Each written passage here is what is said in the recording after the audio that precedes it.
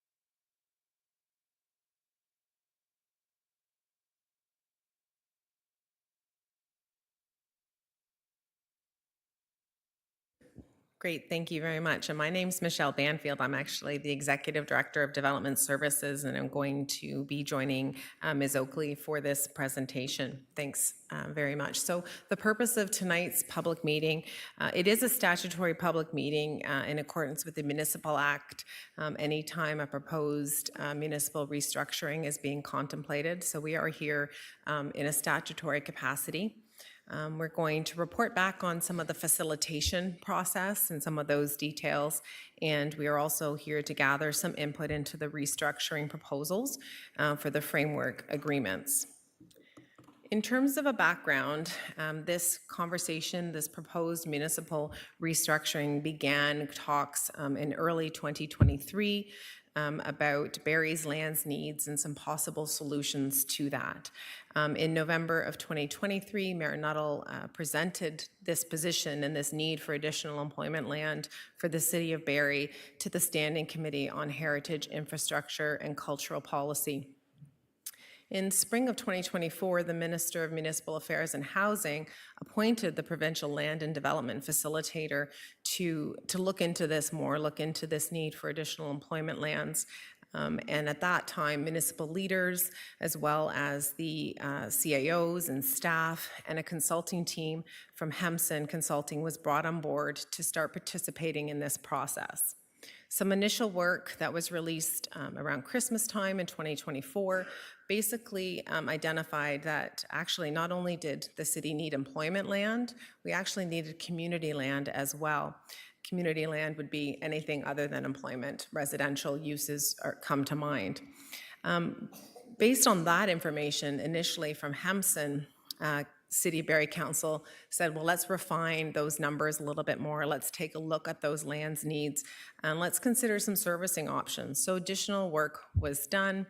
all along, the provincial land facilitator continued to work with, again, municipal councils and senior municipal staff members and Hempson Consulting. The facilitation process is completed as we speak in terms of the end of this month, September 2025.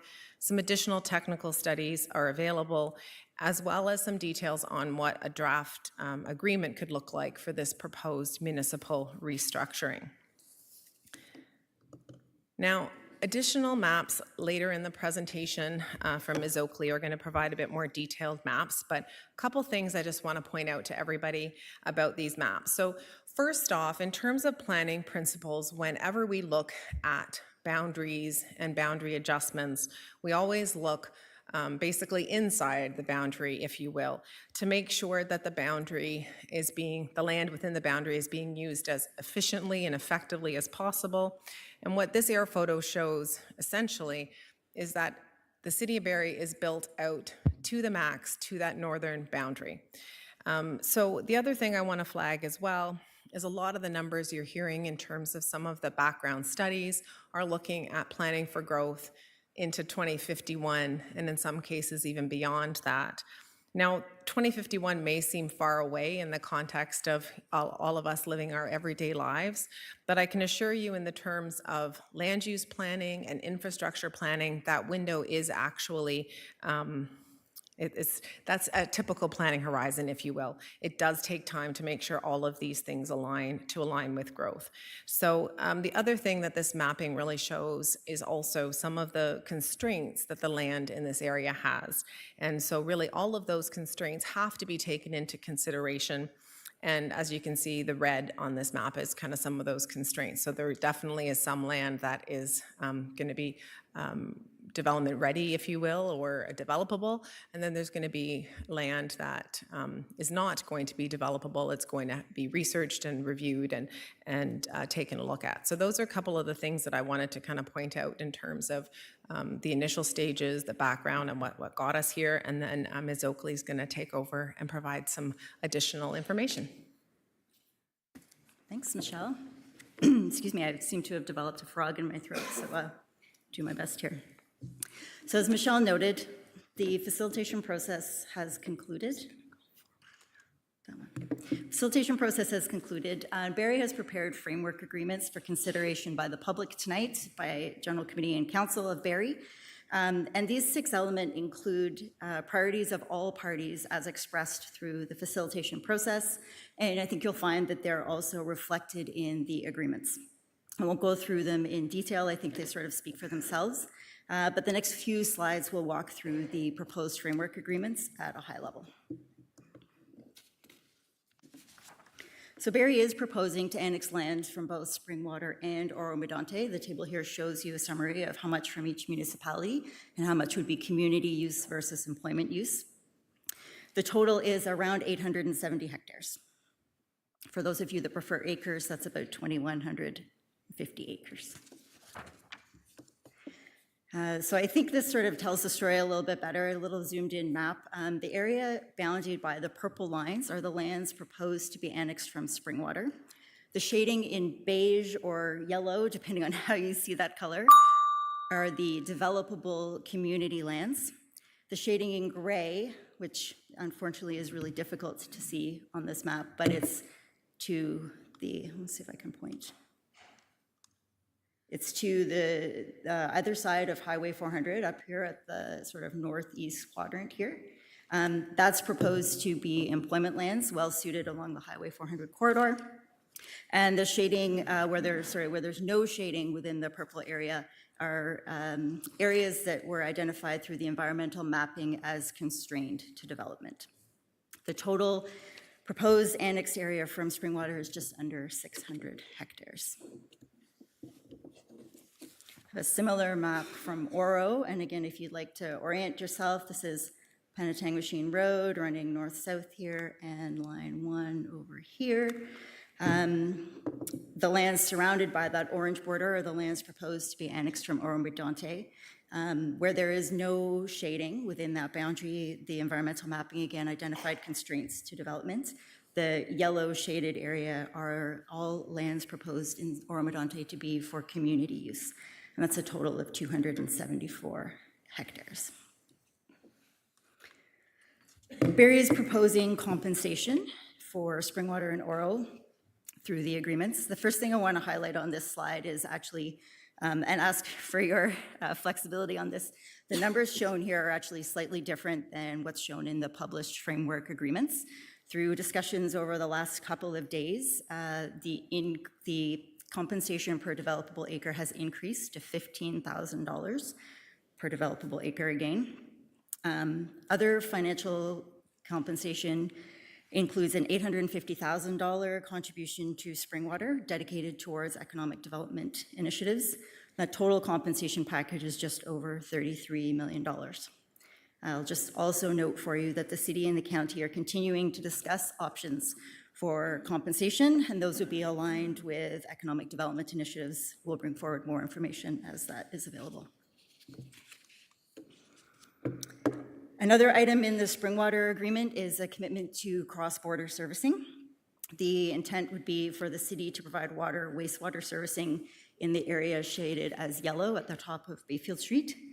The details will be negotiated in subsequent agreements. The framework agreement really just identifies the principle to enter into those discussions, as well as the principle of full cost recovery for the City of Barrie. Details around the amount of servicing to be provided, responsibilities for construction, cost sharing, all of those details will be sorted out, again, subject to future agreements. So creation of employment land was stated at the outset of one of the objectives of the process. Beyond the employment land, the agreement includes creation of a joint economic development strategic working group. The focus will be on the entire region, including lands that would remain in the county and the townships, not annexed into the City of Barrie. 3 zones were identified during the facilitation process as priorities. Hempson's work identified high potential along Highway 400 north to Forbes Road. The Lake Simcoe Regional Airport is identified as a pillar in the county's economic development strategy, and Oro-Medonte identified a parcel near Craighurst that was a priority for them. So the intent of the working group would be to collaborate to develop a vision to leverage these locations with the goal of strengthening the local economy and benefiting the broader region. So the county is not a party to either agreement, but as the upper tier to both of the townships, it is impacted by the annexation. I mentioned the Economic Development Working Group, which is really important to the county, and they have a key role to play. Other things to note would be that the annexed lands include some county infrastructure, primarily roads, and so those would be transferred to Barrie. Discussion would also be required around transfer of waste collection services to the city. And so those conversations and transitions would happen over the coming months, just like they would with the townships. And then again, although they're not a party to the agreements, as the upper tier, the county would be requested to host a public meeting to comply with the Municipal Act. So just a couple of next steps before I turn the floor over to gather public input. We will be taking all of the input we received tonight and over the next couple of days gathering that into updated framework agreements and a staff report for consideration by General Committee and Council on October 1st. Springwater and Oro-Medonte have scheduled their public meetings and their council meetings for consideration of the framework agreements. Those dates are here as well. And once all municipalities have considered and approved the framework agreements, the city will submit a restructuring proposal to the minister. That concludes the presentation, and I look forward to the feedback for this evening. Thank you so much, Ms. Banfield. Thank you so much, Ms. Oakley, and apologize that I had missed you up at the top of this.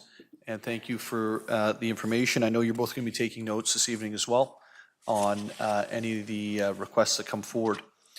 So we're going to move into the first portion, which is individuals that are inside of the proposed annexation area. I think everybody's seen on the maps where that is. If you're on Penetanguishene Road in Oro-Medonte, basically up to where Napoleon begins, Gore Road, I think it is, maybe just a couple of properties south of Gore Road.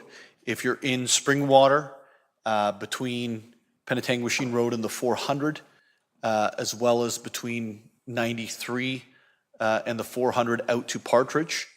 And then there's a couple of parcels, I think, over on the south side of Little Lake. Then there's the portion on Bayfield Street that is being serviced by the City of Barrie as part of the proposed servicing. So if you're in that area, and then the other area would be Northwest Barrie, which is out Sunnydale Road, Ferndale Way. And if you're over there as well, we'll certainly take anything you have to say in the first set of comments. Then the second set, we're going to move to Barrie residents, but we wanted to start with those most impacted first. So if you own, rent, or operate in any of that area, I'm going to invite you up to speak. I do have one person, Walter, same individual you've asked to speak, and you put your name on a list. So I'll invite you up first, and then we'll go from there.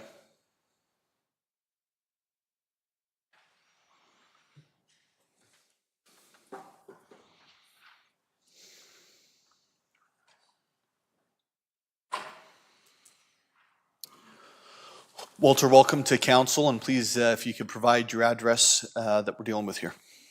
Good evening, councillors, mayor. We own the property at 421 Penetanguishene Road.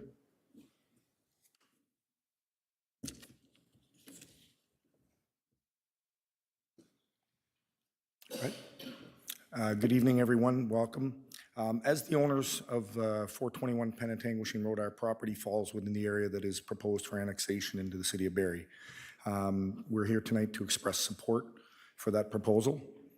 We believe that this proposal represents an excellent outcome of good faith negotiations between all the parties to address several regional concerns. We recognize as a community that housing must be a priority, and that along with housing, the need for employment lands to be nearby is critical for the success of the community. Addressing transportation issues such as commuting to the Greater Toronto Area for work could be accomplished or at least helped by this proposed extension of Barrie, thereby improving quality of life of many. I believe that it's easier to extend the servicing that Barrie has at the edge of the town line into the developable lands that are absolutely suitable for the proposed uses. We also believe that Oro-Medonte Council and staff have negotiated a proposed boundary change that is good faith, which represents sound planning and a reasonable approach to determining who can responsibly develop the area as quickly as possible. The province has rightly declared that housing must be a priority and that the easiest to work out from larger hubs such as Barrie. I do believe Barrie has the resources that Oro-Medonte may not have. While there's plenty of opposition from individuals and groups, I think that one of the rationales is flawed. I think that NIMBYism cannot retain a place in this discussion. We must address how the housing crisis we all face. We must responsibly develop more housing and employment lands to support our growing communities. The status quo over the last while has not worked, and I do urge all the councils involved, residents, etc., to move forward with this proposal as it represents a solid opportunity to address some of the region's challenges, and it will strengthen the overall community. Thank you. Thank you, and you only used 2 minutes of your 5, so we appreciate that. And I'll just remind everybody that there's 5 minutes per speaker. So if you are inside of the area that's proposed to come in, now is your opportunity to speak. Mr. Walwyn, I understand it's your birthday today, so happy birthday. Would you like to speak and go for dinner? Yeah. I did get a call from your family saying, let him speak early so that we can take him for dinner, just for the record.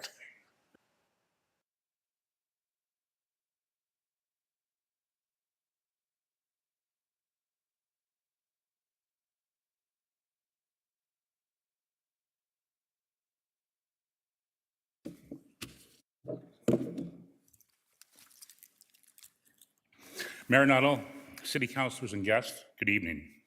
My name is Craig Walwyn, and I'd like to begin by sharing a little history. My family has resided in Springwater and Barrie for over 100 years. Presently, I live in Springwater. Our roots go back to 638 Sunnydale Road on the northeast corner of Sunnydale and the 7th of Vespra, which is now Wilson Road. The property on the right-hand side, leaving Barrie, is our original farm. It was 100 acres, though today it's closer to 40. after my grandparents sold off portions in the 1970s. I grew up immersed in this history. My grandparents, my dad, and his siblings lived there. My sister and myself grew up in Sunnydale, across the road from what is now Sunnydale Park. The farm was more than land to us. It was a foundation of our family. But change is part of growth, and our city has seen tremendous transformation. The 1984 annexation of Vespra reshaped the look of Barrie. Later in 2010, Innisfil joined in that change. Both of these shifts created thousands of jobs, provided housing, and pushed Barrie into what it is today. It is important to remember that annexation is not about boundaries, it's about vision. Leaders like former Mayor Ross Archer, who played a key role back in 1984, understood that infrastructure is the backbone of growth. Without it, progress stalls. With it, we thrive. Finally, I want to emphasize this. Barrie is in the best possible position to develop these lands as an urban growth center. Our family fully supports the annexation plan the city has developed. It honors our past, meets today's needs, and lays the groundwork for generations to come. Thank you. Thank you, Mr. Wallen. Appreciate your comments this evening. And hopefully you leave and have a good birthday. Not that you have to leave, okay? We're not kicking you out. We're going to move on to other individuals inside of the annexation area. Those are the two that I, sure, come on down.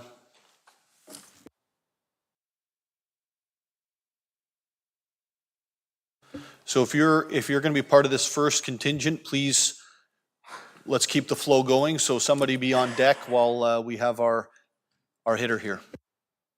Paul Sadlin. I'm here as per 742 Bayfield Street, which is part of the annexation or the servicing plan.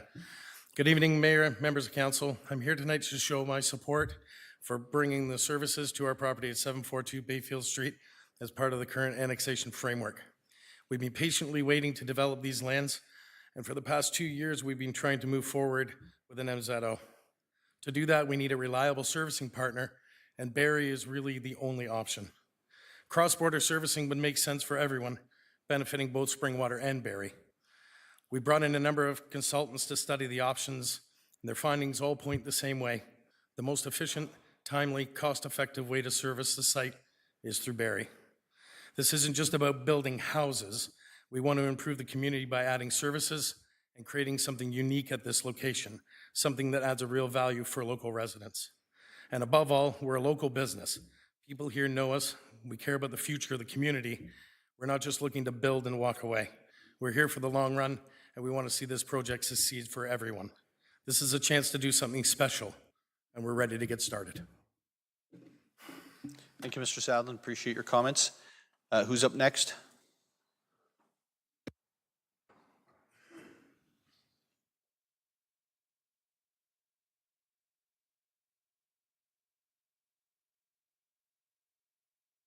Councillors and staff, my name is Sean Mason. I'm the founder of Sean.ca, a builder and developer of innovative, sustainable missing middle housing in Barrie.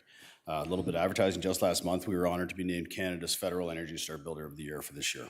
I've been building homes in Barrie for over 2 decades, and all of our company's lands are owned here in Barrie and now in Springwater.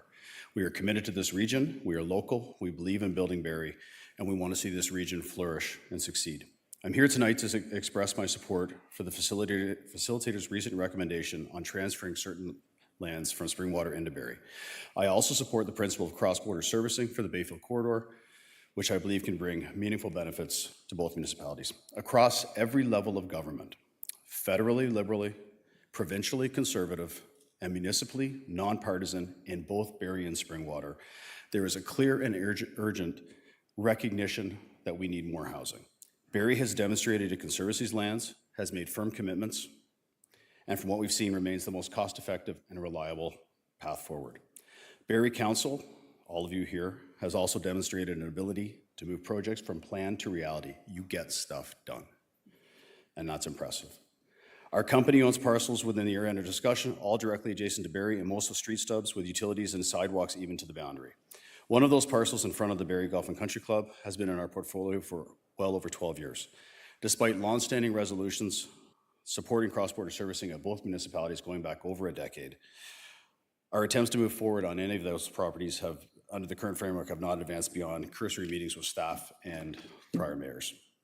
We all recognize the serious housing and affordability challenges facing Canadians. This is a moment that calls for decisive leadership and timely action. 2 years of dialogue and study is substantial. It reflects careful work, not haste. Different viewpoints are part of the democratic process, but disagreement does not necessarily mean the process is rushed, as others are suggesting. Some of the expert reports that are now questioned by others were undertaken by those same people who are now questioning them. We know that dithering has already lost our economy, our local economy, employment opportunities on some of these lands. Canada needs decisiveness in these turbulent economic times. I strongly believe we need decisiveness. Your facilitator agrees with that. They have set a date, tomorrow. I would also like to clarify that while these lands are located in Springwater, they are privately owned and they are responsibly managed. Our goal is to be a constructive partner in ensuring that they are put forward to the best possible use for the region's long-term housing and economic needs. Change is never easy, yet the same concerns that sometimes slow housing projects, like fears about growth, are the very factors that leave young adults and new people to our area struggling to find a home outside of their parents' basements. We need to bridge that gap thoughtfully and courageously. Finally, I want to thank Mayor Nuttall and Mayor Coughlin for their leadership and their willingness to work together for the benefit of these communities. From my own participation listening to some of these many presentations and council meetings, I believe their motivations are honorable, they're focused on creating opportunities for future generations, and that should be recognized. Thank you. Thank you, Mr. Mason. Is there somebody else who's inside of the area? You're inside of the annexation area, sir? I am. Yeah, come on down.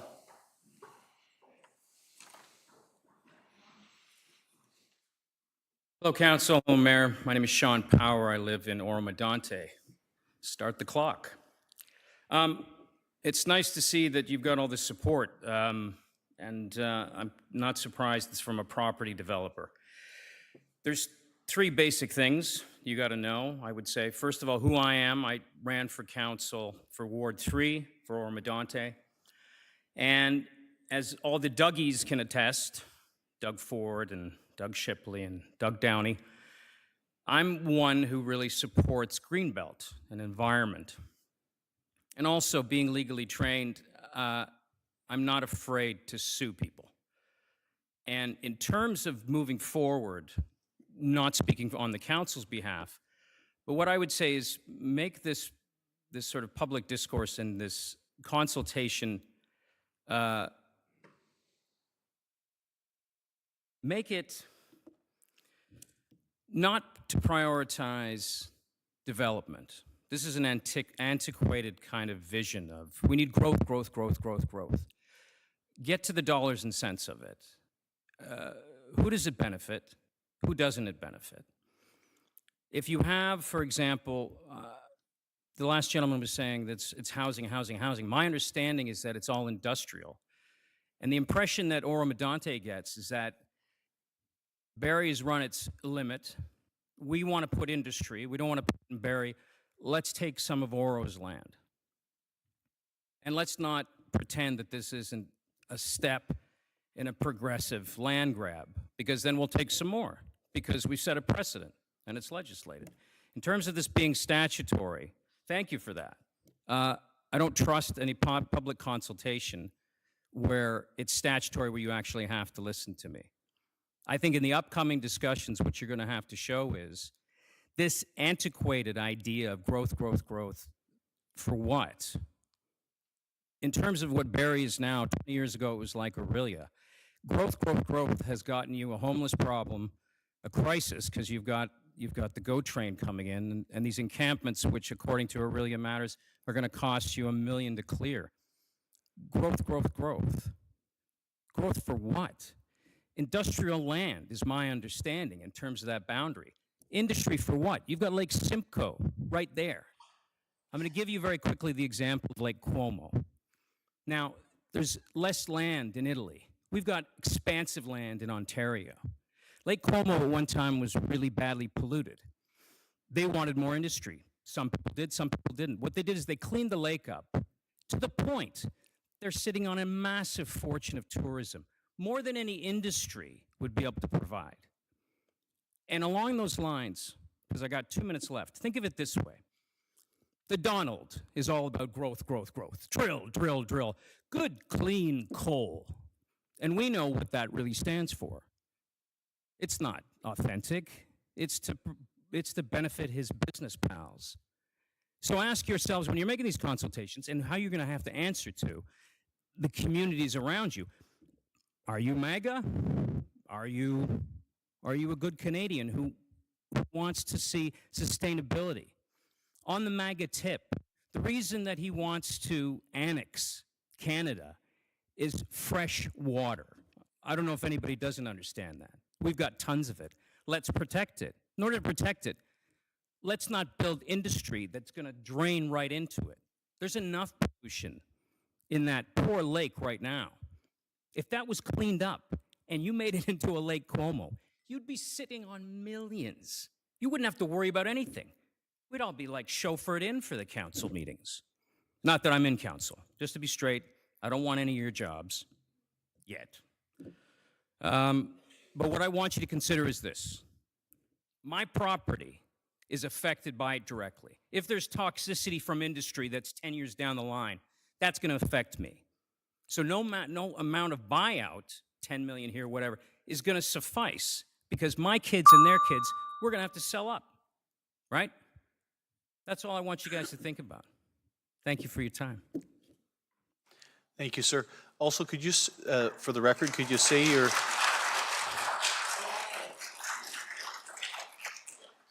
Could you state your address for the record? Yes, 65 Parkside Drive. 65 Parkside Drive. Parkside Drive, Oromadante, off line 9. You can drop by anytime. We'll talk about it. I might take you up on that, but I'm just going to ask people to follow the rules, which is if you're in the first contingent, which is in the area that's directly affected, then we're going to go to Barrie, then we're going to go to Springwater and Oromadante. So thank you for your presentation. It's accepted, but we just need to make sure that we're following the rules for the evening. I said apologies. No problem. No problem. You did reach out in advance as well, Mr. Power, so thank you for doing that as well. Is Emma Barron inside of the area that's affected? Are you inside the first contingent? Okay, sure. That's the last of our registered speakers inside of the first area.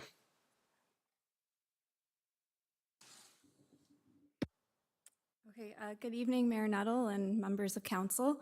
My name is Emma Barron, and I'm here on behalf of Lonnieborough Developments, Inc., care of the Remington Group. We're the owners of 727 Bayfield Street North.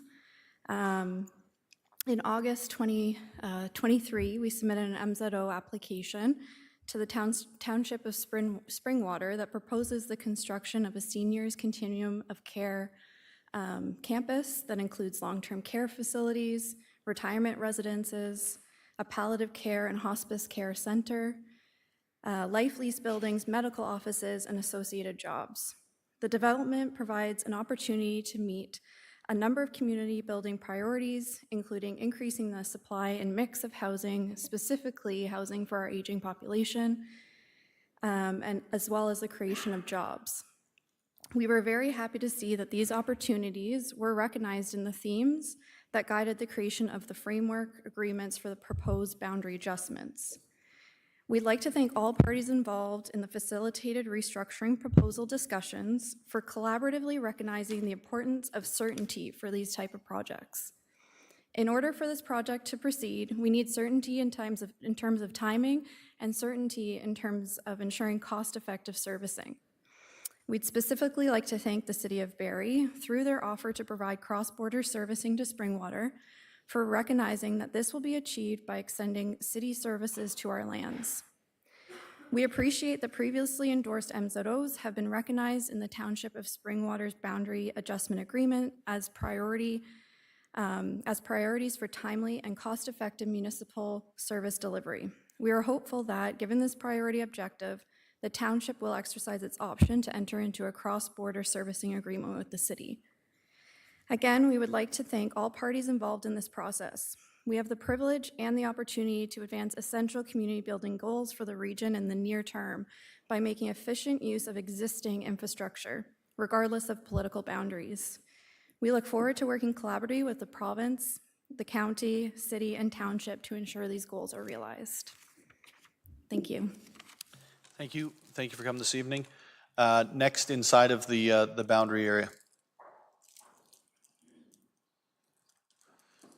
Is there anyone else who's going to be on deck? Okay, if you want to maybe step down to the steps for us so we can move quickly. And I saw another hand over on the left-hand side as well. My name is Bob Forrest. I'm at 731 Sunnydale Road, and I'll be much shorter speaking with you than others have been, but I endorse what Walter has said here today, and certainly what Sean has said. We're pleased to hear your proposal, Mr. Mayor, and we are looking forward to the opportunity of seeing servicing for our entry-level housing through the city of Barrie, because that would seem to be the most efficient method of getting forward. And I am of the view that entry-level housing is very much needed for all of us. We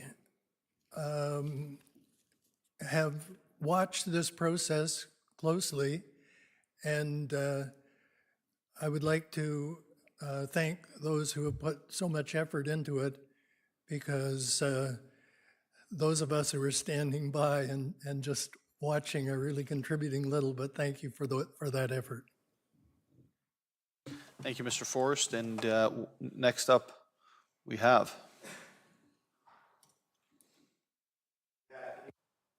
Council, staff. My name is Rick Crook. I live at 716 St. Vincent Street. I have 60 acres behind Remington Group, beside Paul Sadlin, behind Sean Mason. I've owned that property for 25 years, and when I bought the property, I bought it based on a plan that the City of Barrie had with Gregor Homes, where they left a road allowance, a 20-meter road allowance onto my property. They also put really big water mains and sewer mains right at the corner. I can walk off the corner of my property, and within 150 feet, I'm at the Barrie Golf Dome. I'm at Transit on Hamner. My granddaughter goes to Sister Catherine Donnelly. Go another 500 feet, I'm at the East Bayfield Center. I've got 60 houses that back onto my property, and they walk their dogs on it, and I'm okay with that. I have had dogs. Not anymore, but I have had lots of dogs over the years. And it's just been a long time coming. It was supposed to happen 25 years ago. And it was going to happen in 2012 when the moratorium was supposedly coming off the land. And then became a secondary plan in Springwater, and then we were back off the shelf, and then we're back in play. I mean, this is housing where housing needs to be. And it's really something that we've been pushing for a long, long time. And I have properties in other areas. I have property in Barrie, property in Midland, developed land in Mississauga. It's just a long time coming. And it's funny when I'm reading things about guys like Peter Gilligan, who owns Mattamy, the biggest builder in North America. He's moved most of his operations now to the States, where he can buy a piece of land in Texas, and within a year, he's building houses. That same thing takes 7 to 10 years. I'm become the Grand National, and my friends say, oh, you've done very well. I said, yeah, I'm the Grand National of very poor housing policy in this country, whether municipal, provincial, federal. Housing policy is just ground everything to a halt, all the red tape. And I just think that I think it's a really good idea that we get servicing from Barrie. I think it's a really good idea that because Barrie has the water, the sewers, the things that are really necessary. And that's all I have to say. Have a good evening. Thank you. Thank you, Mr. Crook. And next we have. Members of council, my name is Cameron Sellers, here tonight on behalf of the owners of 560 Ann Street North. We'd like to express our clear support for the proposed annexation and believe it's a positive step for the City of Barrie. City obviously requires additional land to ensure its long-term growth, competitiveness, and economic future. Without the annexation, Barrie risks shortages in developable land, driving up costs, for residents and businesses and potentially pushing growth outside of the city, which we've already seen. The annexation ensures that Barrie can continue to grow in an orderly and sustainable manner, as lands can be efficiently serviced and represent a logical extension of the city's boundaries. The annexation creates needed opportunities for employment, housing, and community amenities. We believe this annexation is not just beneficial, but crucial to building a stronger and more vibrant Barrie. Thank you very much. Thank you, sir. Next, Mr. Sheardown, come on down.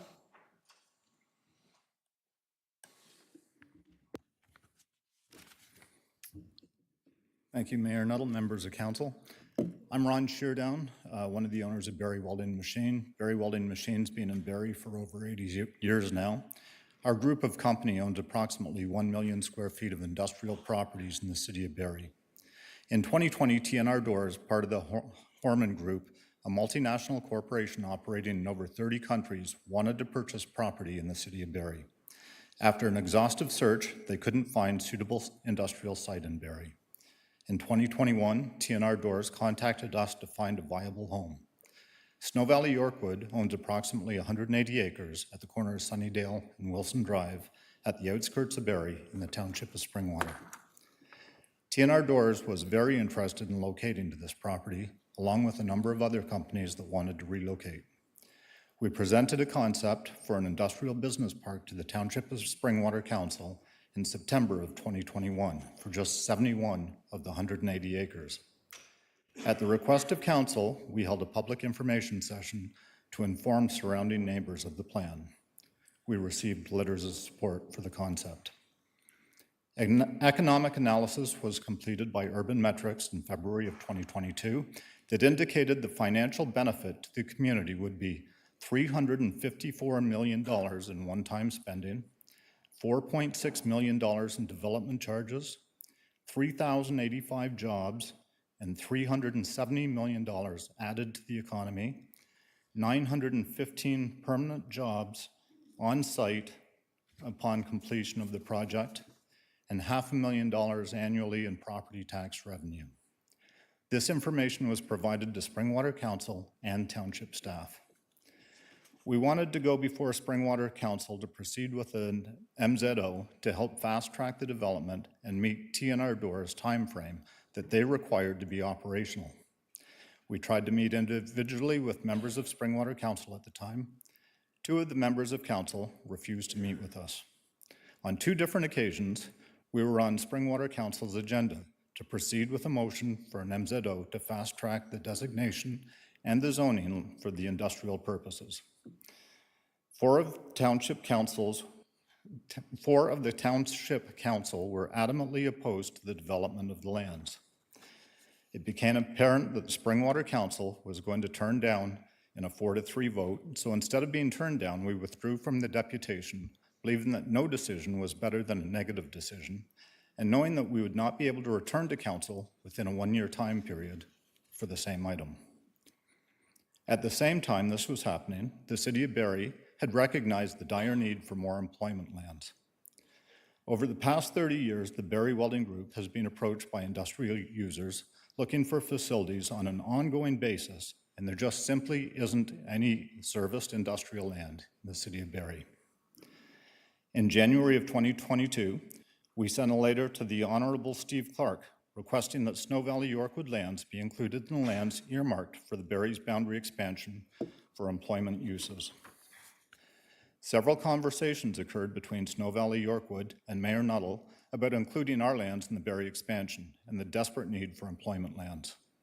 Snow Valley Yorkwood proceeded to complete archaeological surveys, hydrogeological studies, geotechnical investigations, preliminary engineering, economic analysis, ergonomist report on minimum distance separation from agricultural operations, environmental impact statement, and topographical data, all in an effort to be shovel-ready.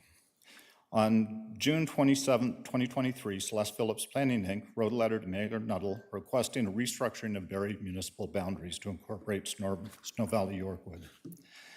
On October 27, 2023, a news release came out by the Ontario government that TNR Doors went to Oro-Medonte for a $40 million manufacturing investment. It's now been 6 years since we've tried to develop. Barrie Council understands the importance of providing employment opportunities for its citizens and those of surrounding area. We applaud their commitment. Recently, we've seen the mapping that's being published as a draft in the Barrie boundary expansion, which I believe labels our lands incorrectly as developable community. I believe the mapping should show the lands as the majority of developable employment, with a smaller portion to the west side. So, Mr. Sheardown, I'm gonna ask, just because I gotta be fair and equal to everybody, could you provide your written comments for the rest of it over to our staff team? And we will include them in the comments from tonight's public meeting. And just before you go, between the family of companies, how many folks do you guys employ inside the City of Barrie area?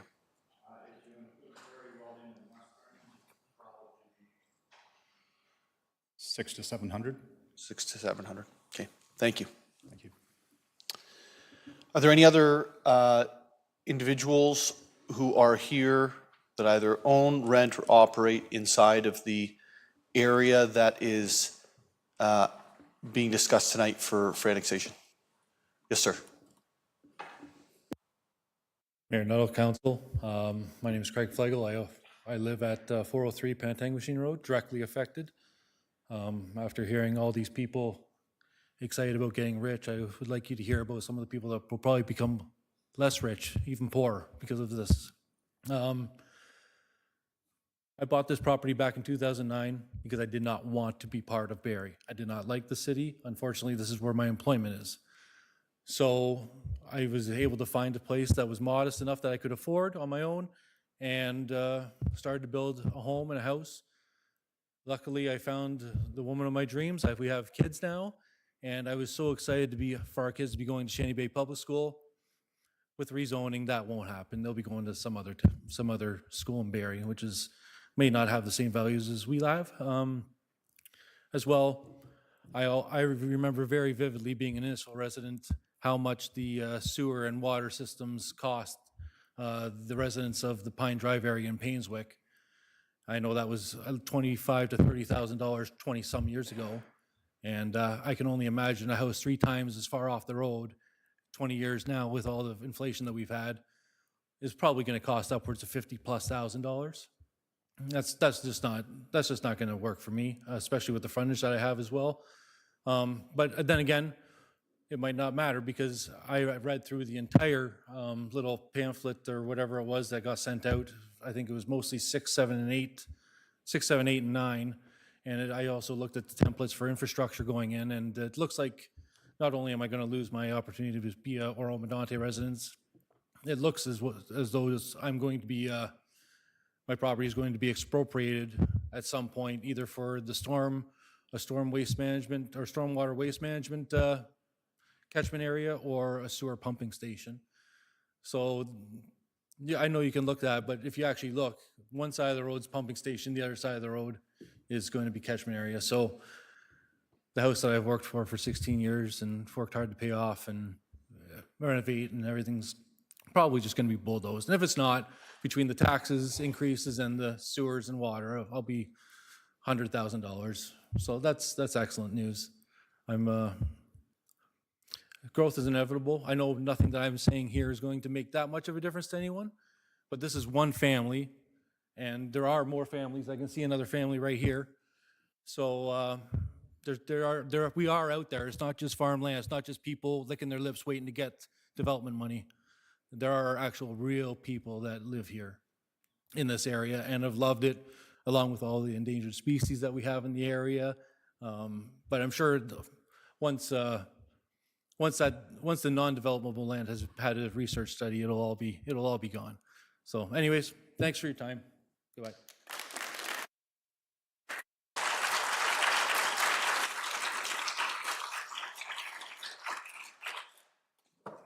Sorry, but just before we continue to our next speaker, 403 Penetangwishing Road, there's just clear it up for us, please, if you could, someone. There's identification for, you said a pumping station and? I can't see any specifics on the charting. The maps are too small. But one side's a triangle and the next slide over is a red circle. So right across from each other, so one side's going to be stormwater, the other side's going to be a pumping station, which makes sense. Okay, so if we could. Yeah, so why don't we try to get you that information a little bit more fulsomely so that you have real information. So either Ms. Oakley or Ms. Banfield, could the two of you work together to make sure, and afterwards, sir, if you can make sure that you provide that, probably your email, considering Canada Post at the moment, would be the best route to get that information sent out to you. I also just want to, one item that you did say about the school, so the school boundaries don't follow municipal boundaries.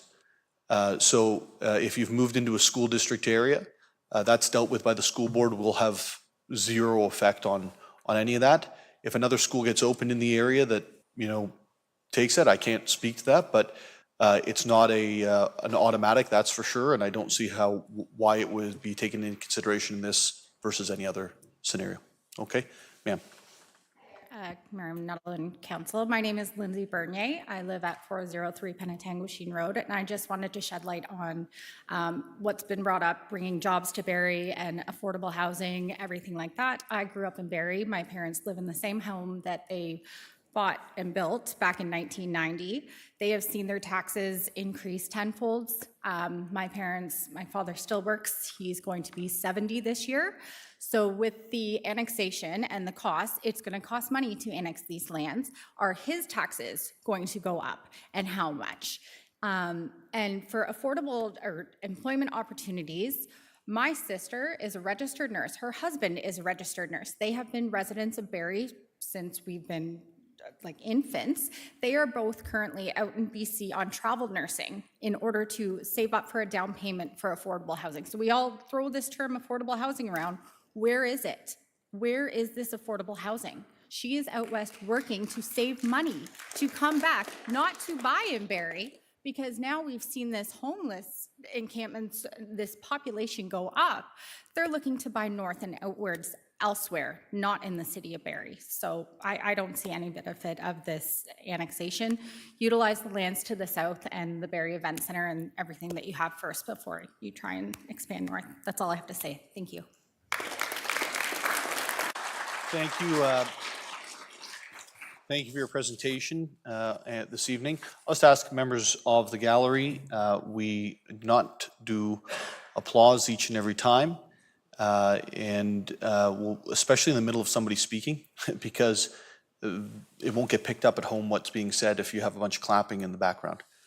So we will now move. Is there anyone else who would like to speak from inside of this area that's being impacted? Second time, any last person from inside the area? Okay, we're going to move past that now into Barrie residents. Just to confirm, that doesn't mean that it says Barrie on your mailing address. It means that you actually live inside the physical city of Barrie. And I will open it up the floor to residents inside the city. I see sir at the back. Yep, go ahead. I'll start with you, sir.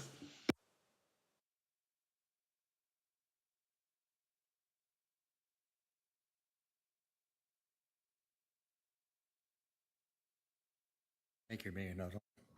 Long way down.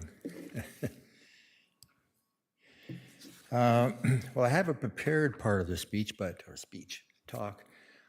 Just as an introduction, I've been in Barrie. First of all, my name is Gary Ray. I live at 31 Camelot Square.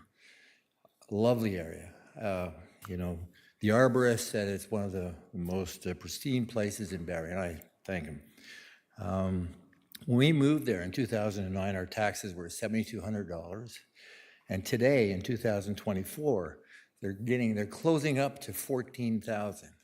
And I go, okay, what have I gotten extra for that? Nothing. And I hate to say that, but my roads don't get plowed. My grass on the side of the road doesn't get cut. And and now we've got this homeless issue and all that kind of stuff. And so I listened today to, and as my background, I'm an engineer. I've been in the game of looking at stats and numbers all of my career, and I know how you can make things sound nice when they aren't. So the Stage 3 engineering analysis estimates hundreds of millions in new infrastructure costs. Water and waste management between 138 million and 446 million. I took this directly from your input. Stormwater management from 56 million to 71 million. Roads from 120 million to 387 million. There's a potential cost of between 314 million to over 900 million in new capital commitments. Equally important, however, are operating costs. The ongoing annual burden once new lands are built, based on municipal benchmarks, the city could face $25 to $73 million per year in additional operating costs, expenses for police, fire, paramedics, transit, roads, integrating the services, parks, waste services, depending upon the growth scenario. I'm not totally familiar with the growth scenario, commercial versus residential. So these numbers are, they're up and down. For example, under the largest expansion, this could mean another $73 million annually on top of debt payments for capital. I don't know why I'm nervous, but I am. When you combine capital financing with these new operating costs, the potential annual impact on taxpayers could range from 32 million to over 90 million. Spread costs across Barrie's 557,700 existing households, that equals an illustrative burden of between $560 to $1,625 increase in taxes per household per year. Where's that pointed out? We're talking about all this wonderful, it sounds to me like, I don't know, some movies where you see, all the kings and queens and that sitting in a room talking about great things happening while, the peasants are at the door saying, feed me, feed me. It's kind of like that. What I heard tonight was a lot of developers saying, this is great, but where is the reality of what it's going to do to us? When you combine, so what concerns me is that the public documents do not show how much of this will be covered by development charges, developer contributions, or grants, and how much will fall directly on the tax levy for existing residents. Therefore, I respectfully request that Council, first of all, publish a clear, plain language fiscal plan showing which costs will be paid, grants, tax, levy, etc. Provide tax impact scenarios in real household dollar terms before any decision. Phase growth only when funding is secured. Why should I pay for infrastructure? Why should I pay for infrastructure of a development that's 25 kilometers away? If you build there, if you have businesses there, if you're going to make money there, pay for it. Don't ask me to pay for it. And according to all these, projections, if you're going to make that extra money, you're going to get that extra tax money. Then have that some of that come back to me saying my taxes can now be lowered because of all these great things that are going to happen. Building safeguards so that if growth or the projections underperform, current taxpayers aren't left with the bill. Explain the rationale. Why should current taxpayers be expected to finance expansion that primarily benefits future residents and developers? Yeah, thanks, Mr. Ray. I think we spoke at your door, I think, during the election down on Camelot Square. But we can provide you with, yeah, I remember that. You're back towards the lake there. I think you're right at the bottom. It's gorgeous. If we could get some of the information that's being requested over to Mr. Ray as well, that would be helpful. I will say, Mr. Ray, in the most ironic way possible, you probably live in one of the most expensive places to provide services to in the city of Barrie, because it's a one-way in, one-way out subdivision, and you're right at the bottom. Yeah, I was the councillor in Ward 10 when it was built, and it was, anyway. so. Thanks, Mr. Ray. Appreciate it. Have a good evening. Next Barrie resident to come forward. Do we have any other Barrie residents who would like to speak this evening? Last one. Please, for the love of God, are there any Barrie residents? I'm just kidding. We'll now move on to the third contingent, which is those who don't live in the city of Barrie. And we will do the same thing. If you want to speak, please come up to the microphone. And if you're waiting to speak, please at least have one person on deck on the stairs so that we can move through quickly. So I'll open it up to the floor. I do have 3 speakers. Why don't we start with Jane Voorhees, and then second, why don't we go to Bryn Presnell? Bryn, are you here as well? Perfect. So if you could go on the stairs, that would be great. And then behind that, I have Jet Bourne. Perfect. So you'll be up third.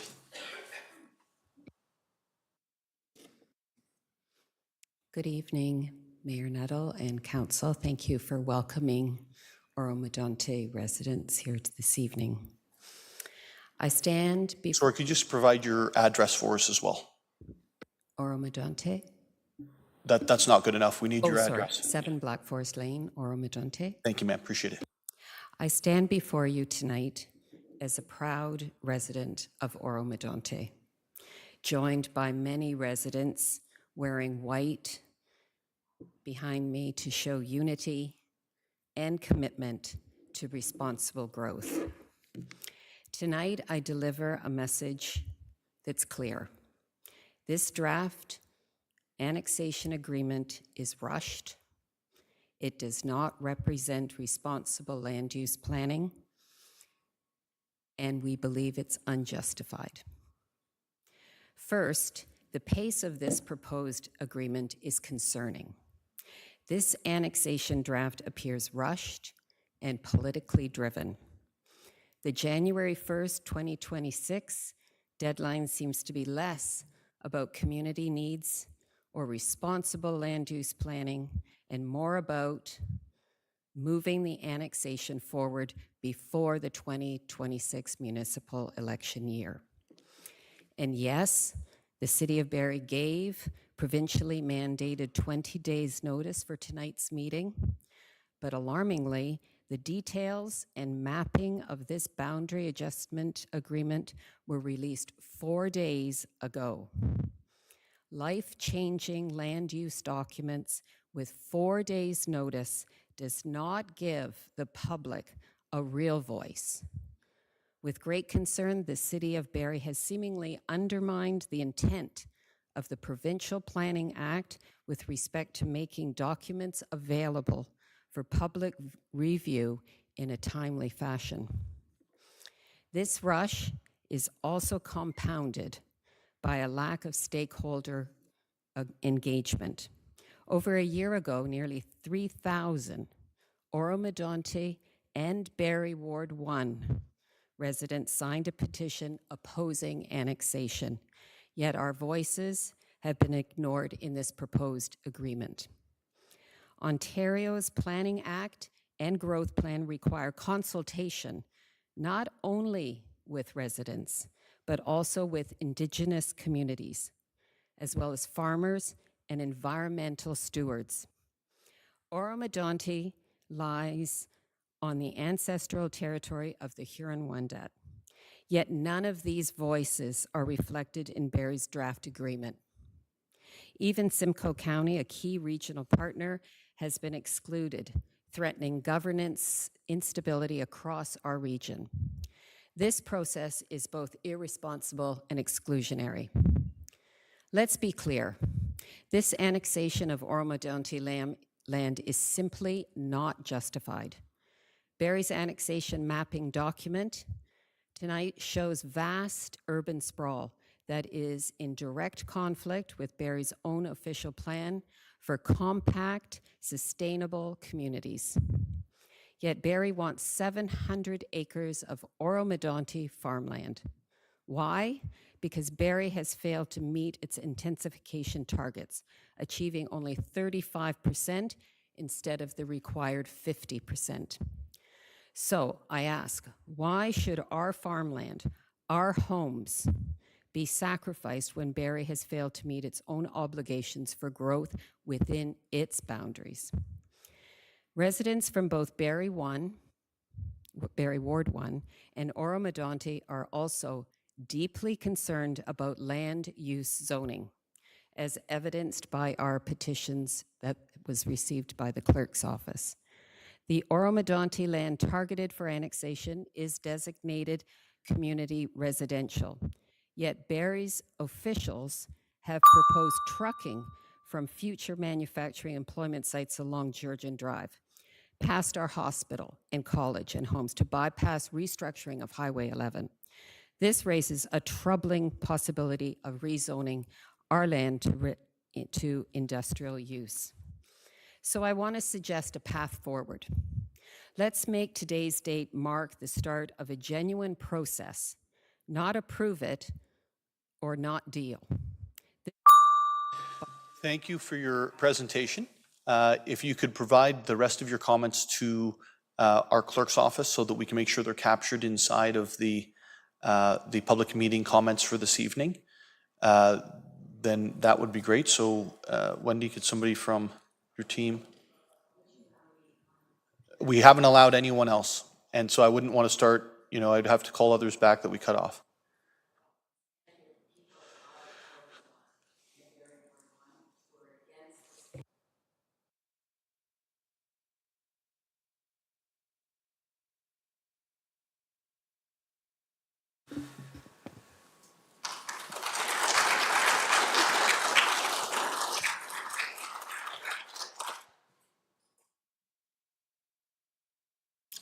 Before we go to the next speaker, just a couple of things. I think you'll see in the proposal that was sent by the City of Barrie to the other municipalities that the portion up Penetanguishene Road is no longer being agreed to for industrial development. So just as a note, because it didn't sound like that was understood inside of the actual presentation. So if you are able to take a look, please do.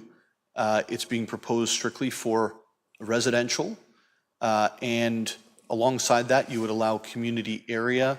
Give us some examples to what community area would allow: grocery stores, shops. Ms. Banfield, can you help me out here? Maybe a hotel, office space, but there wouldn't be any manufacturing along that area. So the idea that trucking would take place down Georgian Drive is probably a pretty far-fetched one at this point. Not that I didn't want that, but at this point, the proposal that's being brought forward doesn't incorporate any of that. The other piece that I would like to outline is the County of Simcoe was involved in this process. So to say that they haven't been involved in this process is completely false. The county was at our plenary on the September 16th. Our CAO has spoken with their CAO and staff on many occasions on this. I've spoken with Basil Clark, the warden, on many occasions on this. In fact, after council last Wednesday evening, I was asked to meet up with the warden who wanted to go over this process and who wanted to go over what the proposals would be, to meet with him. We met up with him at 9 p.m. 9:30 p.m. on Wednesday night in Aurelia to discuss this even more, at which point it was outlined that the county's position is that the land on Penetanguishene Road would be best suited for industrial, not for residential. So just so we're all clear on the different positions of the different folks, the county's position is that the land on 93, that is abutting the City of Barrie currently, would be an appropriate place to put industrial uses, just so we're all on the same page. We'll go to the next speaker. That would be Bryn. If you could approach the microphone, sir.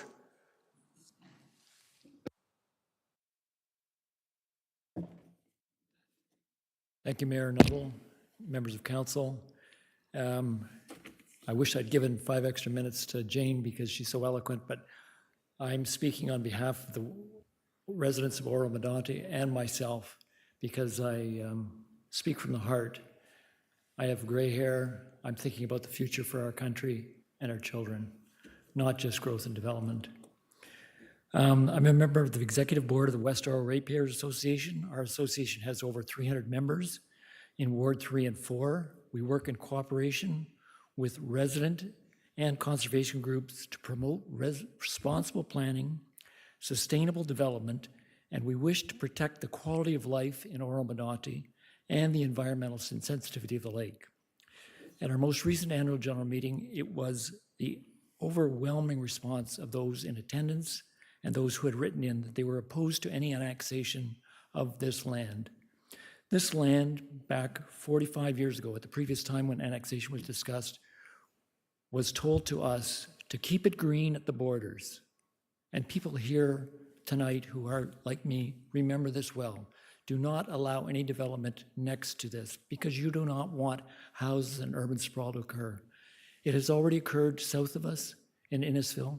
There's lots of land there according to the initial Hempson report. I don't know where the truth lies because you know far better than me, but that initial report that I read said there was plenty of land already there. If in fact that is true, and if in fact we're not meeting our targets in Barrie, that is not good. We must find a way to get affordable housing. We must get these things solved. Taking land from someone else doesn't solve that problem. It solves it perhaps 25 years from now. We need solutions now in the next 5 to 10 years. We need creative people, creative minds to think about this. Our suggestion would either be to revise the provincial growth plan on a regional basis, which our provincial government doesn't like, or think of something outside the box, even between these two extremes. A restructuring plan, whatever it is, must benefit all stakeholders and not just one at the expense of the other. The people of Oro-Medonte live in a rural, urban, cottage lifestyle mix. It is fine, it works. If you put a new subdivision right on our border, how is it going to change the schools? What are the borders going to change? We don't know any of these things. Is it the right thing to do or not? We don't think so. The proposed land grab does not align with our local interests in our view. This has financial implications to us as well. One other man spoke about this. In the short term, our tax rates were going to go up. Our long term, tax rates are going to go up too because we'll have a smaller tax base and that huge geographical area to maintain roads on and to deal with ice storms. We had one of the highest cost areas for that ice storm. So our members have made it abundantly clear, and I hope I have to you tonight, to be creative, be thoughtful, think of everyone here, and no annexation of Oro-Medonte. Thank you for your time.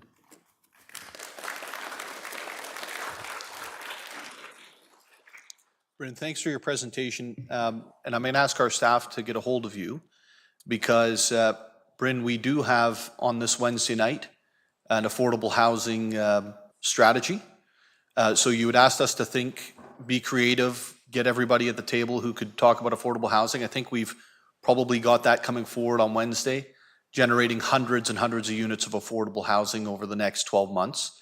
Which is, I think, the immediate request you had. And I just want to highlight that for you because it's actually coming this Wednesday night.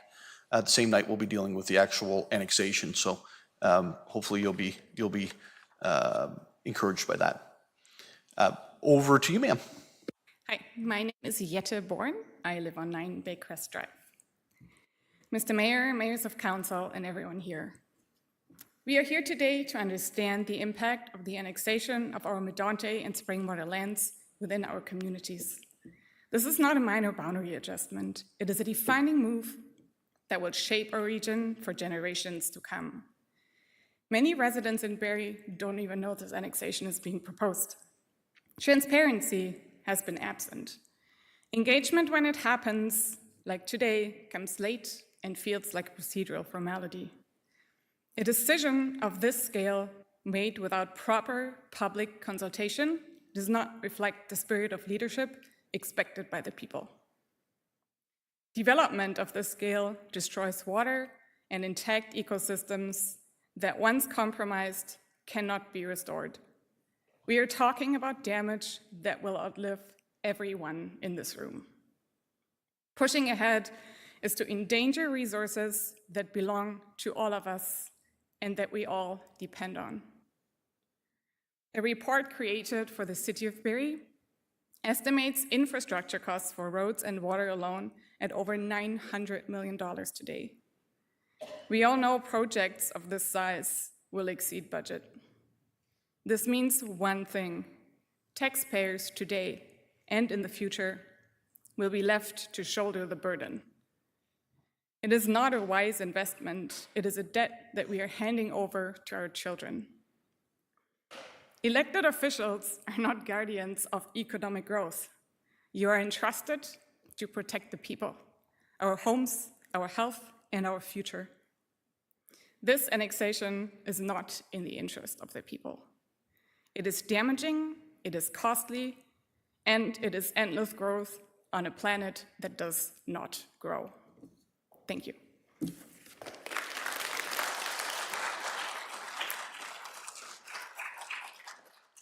Thank you, Yetta, and I'm sorry for mispronouncing your name earlier when I asked you to come to the microphone.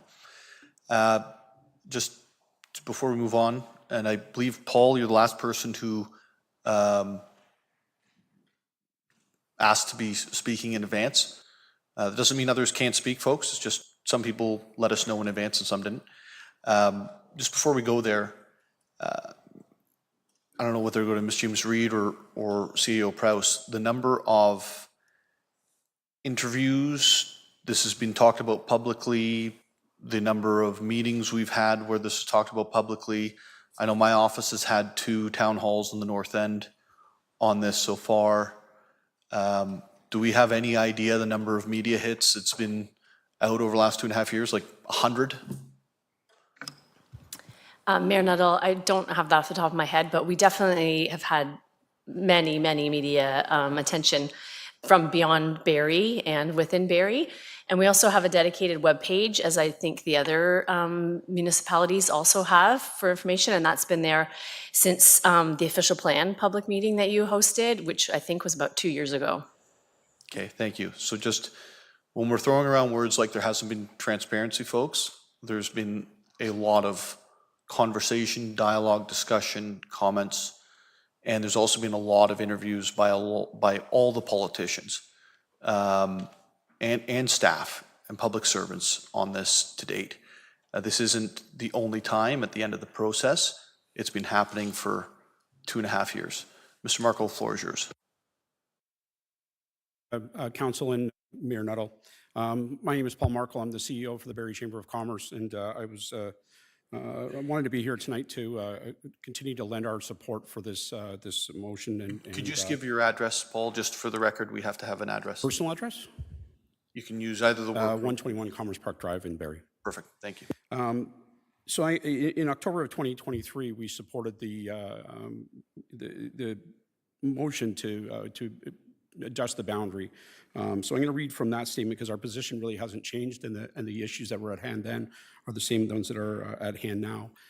So as the Barrie Chamber of Commerce, we've seen firsthand the efforts that the city has undertaken to create an environment that is well suited to allowing businesses to start, grow, and thrive in the community, and to keep itself competitive in servicing the growing demand in the region for business expansions, relocations, and forward direct investment. And we've heard tonight from a few people that spoke to that specific issue. While the city is making advancement in helping bring commercial industrial development projects to market, it remains challenged in fulfilling the demands of the requirements of the prospective investors. I'm breaking the place. The extremely limited supply of service land on the market and available for sale to end users is creating a problem, both in terms of volume and variety in size. And this is particularly noticeable as it relates to service shovel-ready contiguous tracts of developable land that are 10+ acres in size. That speaks again to the issue that happened with TNR Doors. There's an employer that left our boundary that created a lot of jobs for this area and was wanting to expand. This inability to fulfill the needs of the existing and prospective businesses requiring suitable space to build continues to challenge the city in its ability to make progress on its provincially mandated employment targets of 150,000 jobs by 2051. So real outcomes of this situation include businesses that are currently based in Barrie and looking to expand, being forced to explore options outside of our boundaries.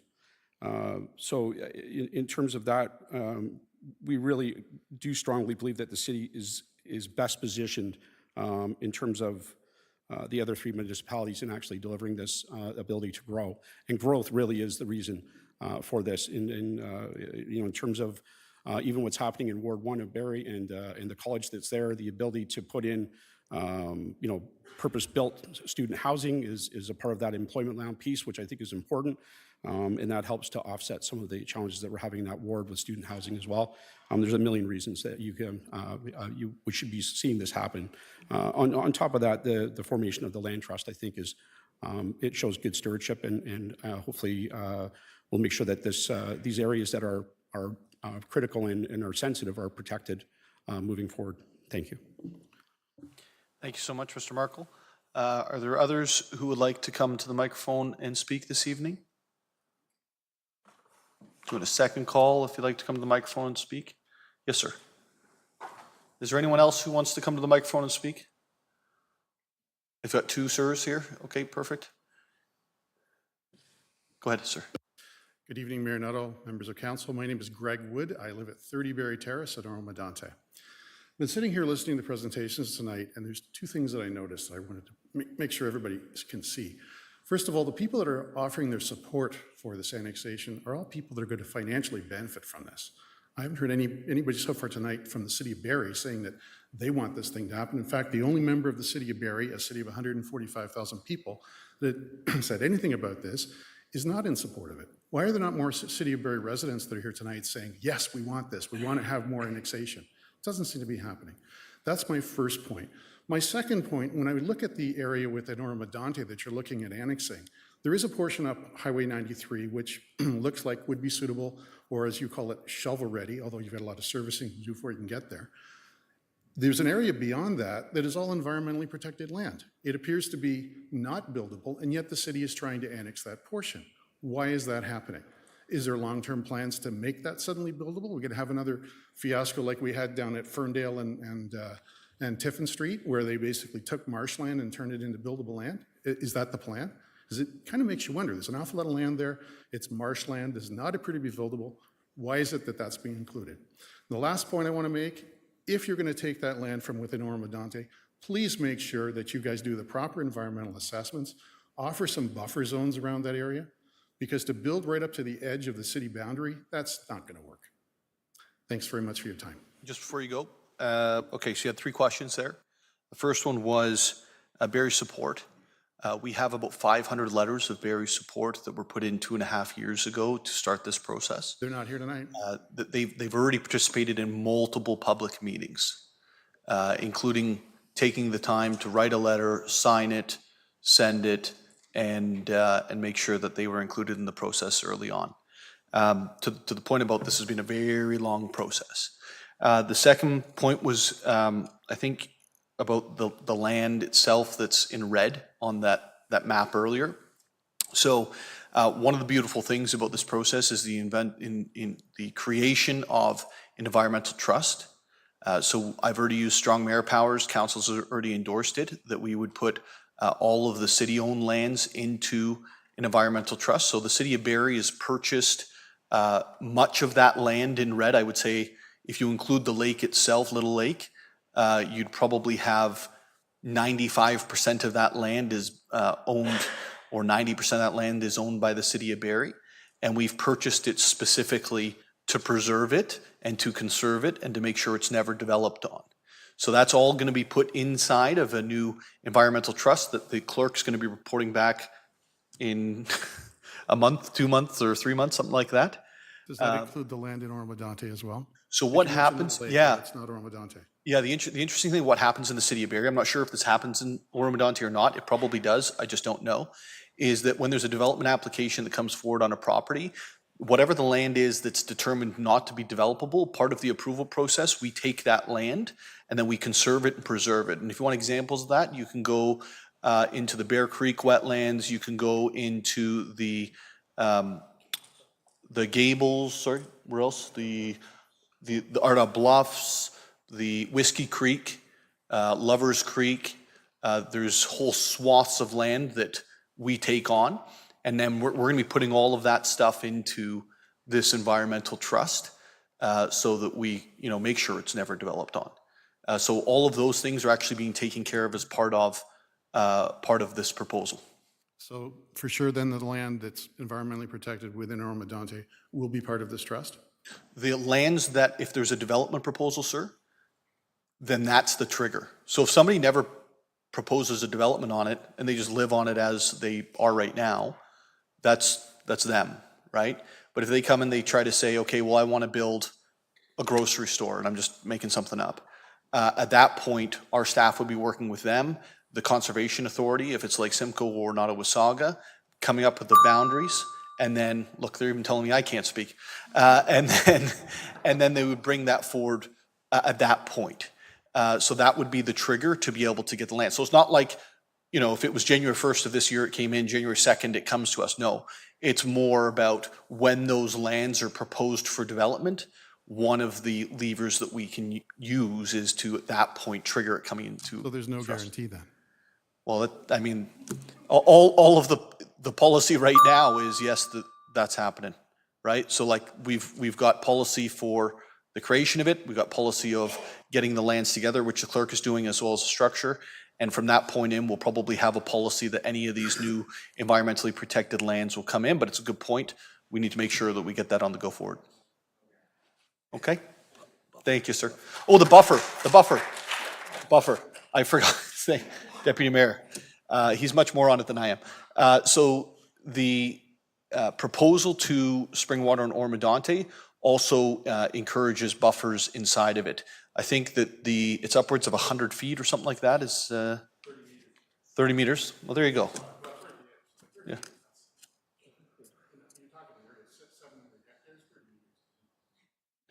Yeah, it's 30 meters times the length, right? Okay, well, why don't we get more information back to you on the buffer, and then we'll both be able to, talk about it transparently. Okay, awesome. Can you afterwards just make sure you ask the clerk for that? Awesome, thank you. There was another gentleman here.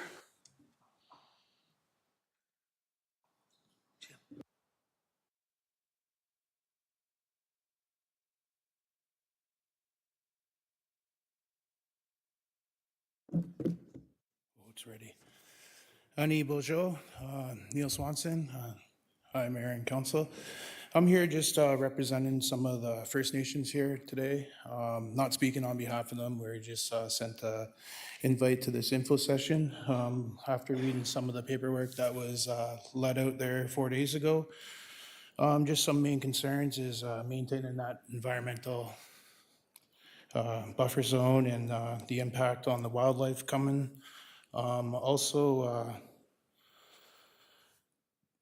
Just consulting the First Nations in the surrounding area. I come from Wissahickon First Nation. We're a little more north here, but we are part of the Three Fires Confederation there. So that's why we got invited down. We do sit on the Treaty 18 and Treaty 20 land here in the Williams Treaty. Just make sure we include these First Nations in any impact studies that are going on. Listen to the voices of these concerned community members you have here. They speak a lot about the environment and the impact that you guys are going to have on it. We're stewards of the land, so we got to make sure that our impact is less. I understand housing and economic growth is always on the growing side and is needed, but also we are running out of spaces for us to receive that and the impact that we may have on this land or the water systems around it. So that's about all I have. All right, and I look forward to any information that you guys can send us. So did you sign in at the back, or have you been able to speak to her? Okay, perfectly. Perfect. Could you make sure that maybe put a star beside it as well, just because we will reach out to you after this as well. I know that as we go through the secondary planning processes and they start to bring all of the reports together for like environmental impacts and all of those things, that's typically where we make sure that everybody's included because that's where they'll determine what is actually going to be developed or not developed. And you'll be able to then have fulsome reports to be able to give guidance and support and information in as well. Okay? All right. Thank you, sir. Appreciate it. And listen to the people of Oro-Medonte. Thank you, sir. Appreciate it.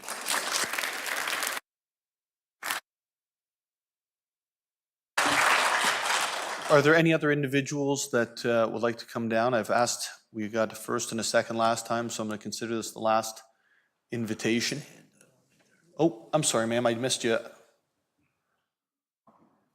Are you in need of any help over there?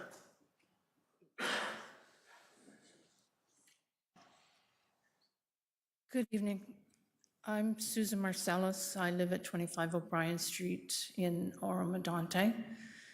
And I haven't prepared anything this evening, but I do want to speak perhaps on behalf of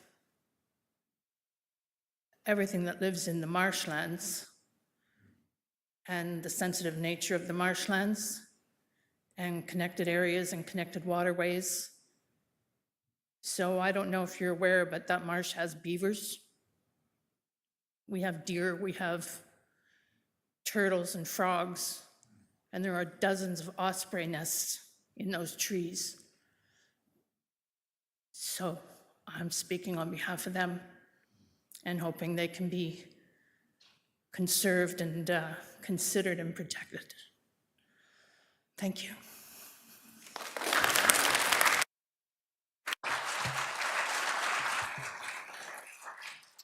Thank you, ma'am. Just to confirm, Ms. Banfield or maybe Ms. Oakley, is there any part of the development plan that's proposing any sort of houses or jobs being built on the environmentally sensitive lands? Through Mayor Nuttall, no, the expectation is that the environmentally sensitive land, as you described earlier, if anything, would be further studied and refined through this process. Okay.